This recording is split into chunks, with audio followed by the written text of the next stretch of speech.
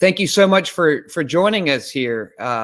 Obviously, as I said, this is our first edition of the new Notion at Work webcast. And thank you, Robin, for confirming that you can hear me. I am William Nutt of Nutt Labs. We are a boutique digital strategy firm and a Notion consultancy based in New York. And I partner with Notion in a few different capacities, the most recent of which is this webcast. And I also run a independent website called Notion VIP, where I post about all things Notion, and you can access that at notion.vip. So let me share my screen here and we'll dive right in. So today we're going to explore how to craft an intelligent workspace in Notion. And by an intelligent workspace, I mean one that's structured enough to keep information clean and manageable, but at the same time, it's flexible enough to evolve with new users and fresh content and updates to Notion itself. And like an effective website, it makes finding information easy, navigation is intuitive, and is generally pleasant to use. So to achieve this, we're going to take a two-pronged approach. The first is centralizing your information in master databases, and then you'll create gateways for accessing that information. And each of those prongs is going to have an independent top-level page in your workspace. Your master database will live in a data page, and then your team will access that information from a home base. And to keep us on schedule, I'm going to run through these concepts and then answer questions. So use the Ask a Question feature within Crowdcast as they emerge all along the way, and then we'll address them after the demonstration. And we'll be working within a demonstration workspace that's already populated with a little bit of content for a fictitious company I call Loggerhead Labs. And after the session here, you'll have the recording, which we'll post to YouTube. You'll have this demo workspace, and you'll also have a detailed text post that I'm going to add to Notion VIP. We'll make all those resources available in the follow-up email, as well as the description of the YouTube video.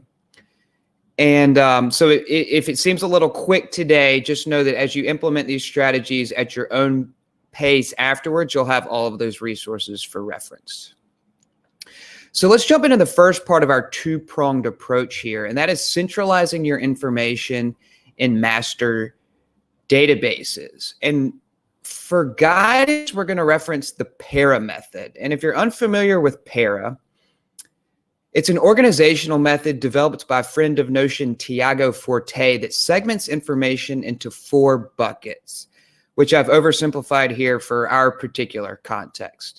So projects are initiatives with defined outcomes and a deadline, and they're completed through a series of tasks. Creating a website, organizing an event, and carrying out an advertising campaign are all projects. And then resources are materials for general reference or for use when completing your projects. So examples are photo and video libraries, a contacts database, and educational materials. And then areas are the high-level categories of your work. They offer a method of categorizing projects and resources. All projects and most resources will fall within an area. So marketing and accounting and product development might all be areas. And oftentimes your clients will constitute areas as well. And then archives are just the completed or inactive projects, resources, and areas. So you'll start by creating your first top-level page that's shared across your workspace, your data page. And within that data page, you're going to insert 4 master databases, one for each of the first 3 buckets of PARA, and then one for the tasks that make up your projects. So here you can see we have an areas database, a projects database, a tasks database, and then our resources database. And that areas database has a select property with 2 options. One option is internal for the internal operations of Loggerhead Labs, and then the other option is client for Loggerhead's clients. And then the projects database also has a select property. This one's to indicate the status of the project. It also has a person property for the project manager, and then it has a date property with an end date for the time span of the project. And then the tasks database also has a person property. This is for the person responsible for completing the task. It has a date property as well without an end date for the task's deadline. And then it has a checkbox property for marking the task complete. And then finally, the resources database just has a files and media property for attaching files as your resource. So an intelligent workspace is going to use Notion's ability to link databases through relation properties. So you want to connect these master databases. You'll start by connecting your areas database to your projects database by adding a relation property and choosing the projects database. And when you do that, you'll get a reciprocal relation property within the projects database, which you can name area. And then you want to connect projects to tasks. So you'll add another relation property to projects, choose your tasks database, and then you'll get that reciprocal relation property within the tasks database, which you can name project. And when you do that, that gives us the ability to use formula and roll-up properties in really interesting ways. So here we've calculated the progress of each project as a percentage of the tasks completed for the project. We've also calculated the number of days remaining for projects that are either in progress or planned. And then lastly, you want to connect your resources to your areas. So you'll add a relation property within the resources database, and you'll choose your areas database.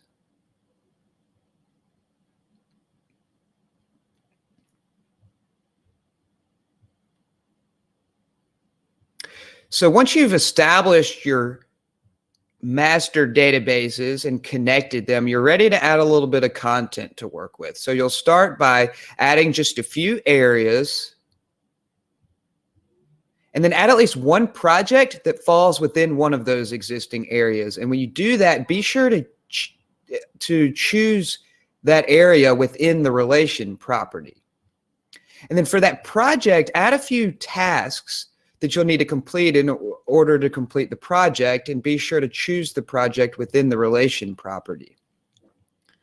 And then lastly, add a few resources that fall within some of those existing areas, and then choose the areas. Then the final step in centralizing your information is to populate the inner page content and create templates for your areas and your projects. So when you open the page of an area, you want a helpful snapshot of all of the information associated with that area. In this case, the area is a client. So for this client of Loggerhead Labs, we've included a brief overview, a table of contents, and then a projects board. And this projects board is a linked database that's linked to the master project database and filtered to show only the projects that are linked to this particular area. And it displays those projects in the board format, and it groups the projects by their status. So you can see here that we have two sample projects, one that's in progress and another that's complete. And if we go back to the master projects database, we can see those two projects here, and they're the two that are linked to the Blue Ribbon Restaurants area, in this case, a client. So going back into the area, we also have a list of resources. This is another linked database that's linked to the master resources database, and it's filtered to show only the resources that are linked to this particular area. And then the list format really works best for this list of resources. We also have a list of contacts, which links to a contacts database, and I'm going to be covering contact management more comprehensive in an upcoming webcast. So once you have your first area populated, you can copy the content and paste it into a template for your area's database that makes it easy to duplicate. So here in our templates, you can see that we have the Loggerhead Labs area template. So your projects are going to work much the same way. When you open a project, you want to see all the information that's associated with that project. So that might include a collection of documents for the project. And these documents can either be linked to page blocks that link directly to a resource, or they can be a new page that you create within the project. And within that page, you might include original information or linked to page blocks or linked databases. And then most importantly, this includes a list of tasks. And this task list is a linked database, and it links to the master task database, and it's filtered to show only the tasks associated with this particular project. And of course, the list format really works best here. So as we did with the area, we can copy this content and paste it into a template to duplicate easily for other projects. So here you can see the Loggerhead Labs project template.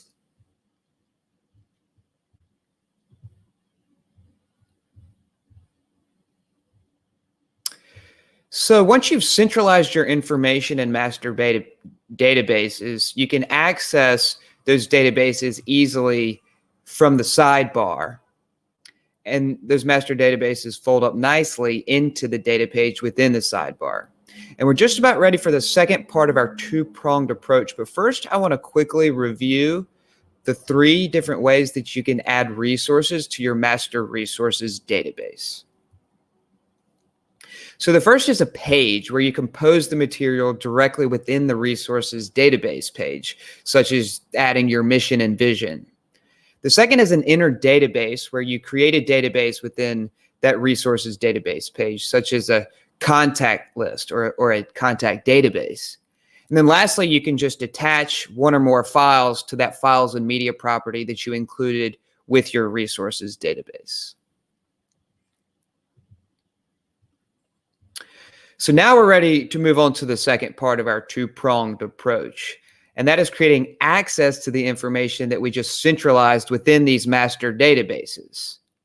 So you'll start by creating your second top-level page, your home base. And as you consider the content for your home base, start with just a simple bullet list of items that your team will commonly need to access.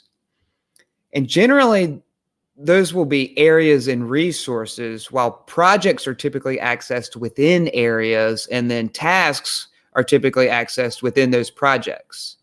So here for Loggerhead, the clients are all areas, and then the contacts and these resources documents are all resources. And you'll want to group your items into categories that eventually will become the headings of your columns here. So once you have a good first version of your list, make sure all of the items have been added to your master databases, and then you're ready to convert them into interactive elements of your home base. So you'll start by converting those categories into headings and then arranging them into columns. And then add the links below the headings. And each of those links will be one of 2 types. You can use a link to page block to link directly to an area or a resource. So in Loggerhead, the clients here and the resources are all linked to page blocks, and that's indicated by the arrows that you see next to them. So when we open the Blue Ribbon Restaurants client, which is an area, we can see all of the information that we so nicely populated within it. And then in some cases, you're going to create a new page within your home base. And that, those new pages might contain original content or link to page blocks or linked databases. So that's the case with our contact lists here. Each of these contact lists is a new page containing a unique view of a contacts database, which is a resource. So when you open the staff directory, you see a linked database that's filtered to display only the Loggerhead Labs staff, and it shows them within a nice gallery. And then the sales leads is a linked database that displays only our sales prospects. It shows them in a board format, and it groups them according to where they fall currently within the sales pipeline. And then the clients and the vendors are just conventional tables. So the Loggerhead Labs home base also includes the most recent posts from a staff newsletter. And this is another linked database that links to a database stored as a resource that holds all of the staff newsletter posts. So it grabs the most recent of those posts and displays them in a gallery, which adds a nice enhanced aesthetic to the home base. And there we have it, the foundation for an intelligent workspace where information is stored centrally within master databases and then accessed from a home base. And like I said, this was obviously a really rapid run through and a lot to digest, but you'll have the recording to pause and stop and start and rewind as you work through all of this at your own pace. You'll also be able to use this Loggerhead Labs sample database and then that detailed text post that we'll be adding to Notion VIP. And if you hit any roadblocks, you can tweet at me anytime at William Nutt or email me at william@notion.vip. And now I'd love to answer any questions you have at the moment. So feel free to use this Ask a Question feature included here in Crowdcast. And we'll see if any are already there. So the first question was, will this be uploaded to the YouTube channel? And yes, it will be. As I mentioned, we'll be adding the recorded version of this Crowdcast. It will be uploaded to Notion's channel, and within the description, you'll have access to all of the resources that I mentioned. And another question here is the task database associated to only project-based tasks? What about important one-off tasks that do not warrant a project? So, Chris, that's a really good question. Another element of this that we did not include here that I'll be covering in an upcoming edition of this new webcast is the personal homepages for you and your teammates. And so that's where you would be managing your own independent tasks that aren't necessarily tied to a project that's shared across the entire team. Hopefully that answers your question. So for the most part, the tasks that are shared and tracked team-wide will be tied to tasks. They don't, in theory, necessarily have to be, but the way that the system works, they're kind of designed to be. But these independent pages for individual staff members will have the ability to use one-off tasks as you describe them that aren't tied into the broader master database. Okay, and then we have from Chris again. Thank you, Chris, for being so engaged. Could you possibly go over your process on how you would archive a completed project? Yeah, so Chris, the way that would work, let me share my screen again here.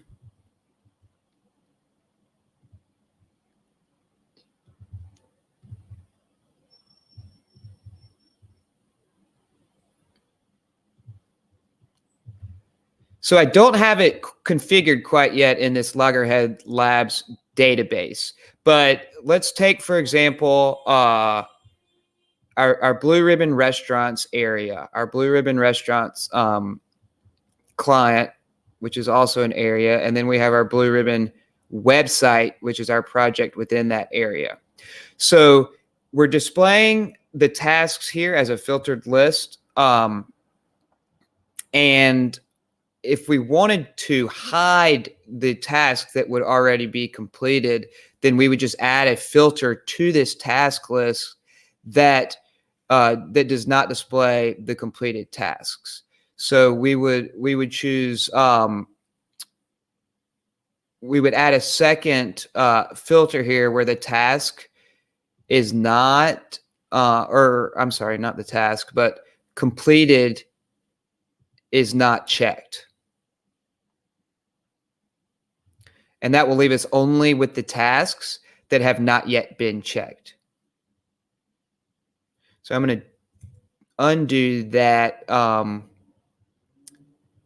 so that we can retain the full task list. Now, if you wanted to hide them from the master database, then you could add the same filter to the master task list. So, you know, we could choose to filter it. We would add an original filter where the completed property is not checked. And that leaves us only with the unchecked tasks.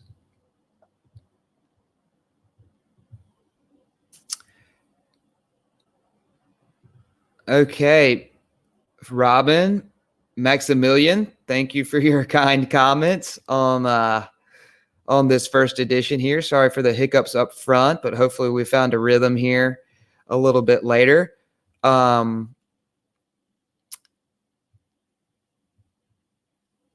Let's look at some of these other questions. How do you work with sub-projects?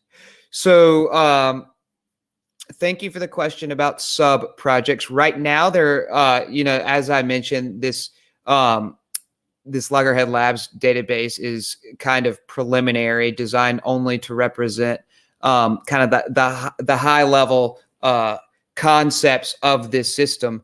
But that really is a helpful question. And as we think about future editions of this webcast, we'll definitely integrate the more kind of nuanced the nuances and the sub-project aspects of more kind of complex projects. And if you would, it'd be helpful if you maybe gave a particular example of maybe a high-level project, an umbrella project that contains sub-projects, and we can use that as a very specific example in an upcoming webcast. That would help us provide content that's most relevant to your question. Moving on here, can you generate task overviews of tasks that are dispersed all over Notion, where they belong in their context? Philip, I'm not quite sure what you mean by that. That are dispersed all over Notion. I'm not quite sure, Philip. I'm sorry what you mean by that. If you want to edit your question, I'll be happy to answer it and maybe follow up after the session if we can't figure it out here. Chris has another question. How would a project manager review this setup to view the progress of each project or performance of each employee, or possibly even an employee to create progress reports on what they have accomplished? So Chris, absolutely a great question. This is obviously going to be another really critical part of the workflow here, and one that we will certainly integrate into upcoming webcasts. We're trying to stay focused on the high level concept at this point, just because we're within a time frame here. But that's a really helpful question, and as I said, an important part of this process, a feature that's going to be important to project managers and to employers. So we will absolutely integrate that in the future. Probably too much to get into at the moment, and I hope you don't mind that. And I see a few questions here in the chat. Robin missed how you connected the databases and tasks. So Robin, that's really easy to demonstrate here. We actually kind of already had it done for the sake of time here. But what you do is when you connect projects and tasks, Robin, what you do is you add, I'm not sure if you've worked with relation properties previously, but a relation property allows you to connect databases. So you'll add a new property and you'll choose relation as the property type. And when you do that, you'll choose the database that you want to connect it to. So we're adding a relation property to the projects database. We want to connect it to tasks. And so we'll select the tasks database and then click create relation. I've already done that, so I'm going to cancel. But then after you do that, what you can do is when you create the tasks, Robin, you'll have a reciprocal relation property that automatically appears in the database that you connect. So after doing that, when you create your task, you can click into the project and choose the project you want to connect it to. And that establishes the link that then allows you to establish the filters and the other features that we discussed.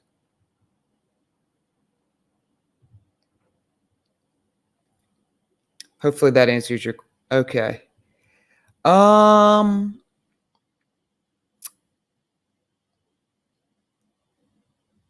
and thank you, Maximilian, for answering that question in the chat as well. So it looks like I've addressed all of the questions that don't require a longer explanation that have been asked in questions and answers. Are there any others here in the chat that I might be able to answer quickly? I think we only had a half hour slotted for this anyway, which puts us right at time. But I'm glad to see that many of you seem to have gotten some a lot out of this already, even though it was so much to digest. I really anticipated that you know, this would be most valuable maybe after the fact, as you can implement it at your own pace and stop and start the video. Thank you, Chris, for attending. And so like I said, the recording will be available on YouTube. The sample database will be available for you to replicate and explore as you practice these strategies. And there will also be a detailed text post on Notion VIP, as well as some other resources. If you want to learn a little bit more about the para method, which I certainly recommend, the creator of it, Tiago, has kind of the intro post. It's kind of a must read. And then there's a lot of videos specific to how it's implemented in various ways with Notion that you can view as well. And yes, Chris, I am on Twitter at William Nutt. That will be looped into all of these resources I'll be providing, and love to continue the Notion conversation there. So fire away with any questions, and please join us for the next version of this webcast. I really appreciate the kind of higher level questions that will certainly inspire some future episodes. Chris and all of you, Maximilian, who asked these great questions that will inform our planning for sure. So next time we probably will not be so confused about the audio feedback. Hopefully that didn't throw anybody off, but I think that this went well, and I appreciate everybody attending and look forward to continuing the conversation on Twitter, by email, and in next editions of this webcast. Thank you.